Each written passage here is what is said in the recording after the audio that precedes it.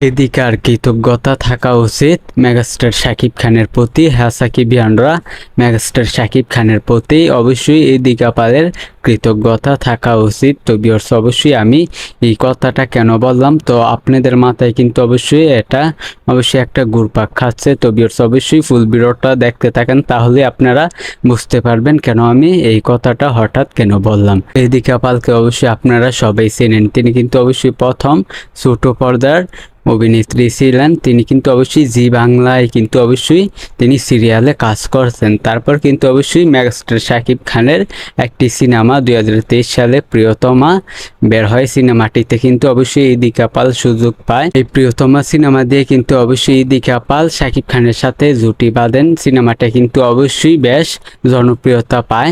তো ইদিকা পালও কিন্তু সেই সুযোগে শাকিব খানের নায়িকা হিসাবে বেশ সম্মান পায়। প্রিয়তমা সিনেমার পর কিন্তু অবশ্যই ইদিকা পালের ভাগ্য একেবারে খুলে গেছে, হ্যাঁ সাকিবিয়ানরা। তারপর কিন্তু এই যে এখন বরবাদ সিনেমা দিয়ে কিন্তু অবশ্যই ইদিকা পাল কিন্তু অবশ্যই শাকিব খানের সাথে এই বরবাদ সিনেমায়ও কিন্তু অভিনয় করেছেন। এই বরবাদ সিনেমায় কিন্তু অবশ্যই আমরা অনেকে কিন্তু চাইনি যে ইদিকা পালকে নায়িকা হিসাবে নেওয়া হোক। তো শাকিব খান কিন্তু না চাইলে তাহলে কিন্তু অবশ্যই নিত না নায়িকা হিসাবে। তো যাই হোক, সেটা বাদ দিলাম। তো অবশ্যই শাকিব খানের জন্যই কিন্তু আজ ইদিকা পাল এত জনপ্রিয়তা পেয়েছে।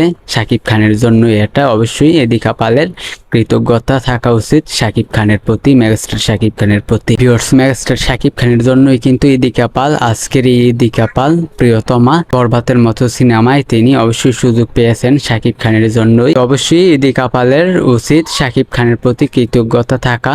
তো ভিউয়ার্স, এই বিষয়টা আমি আপনাদেরকে জানিয়ে দিলাম। ভিডিওটা ভালো লাগলে অবশ্যই আমাদের চ্যানেলটিকে সাবস্ক্রাইব করবেন। আজকের ভিডিও পর্যন্ত, পরের ভিডিওর জন্য সবাই অপেক্ষা করতে থাকেন। ফুল ভিডিওটা দেখার জন্য সাকিবিয়ানরা সবাইকে অসংখ্য ধন্যবাদ।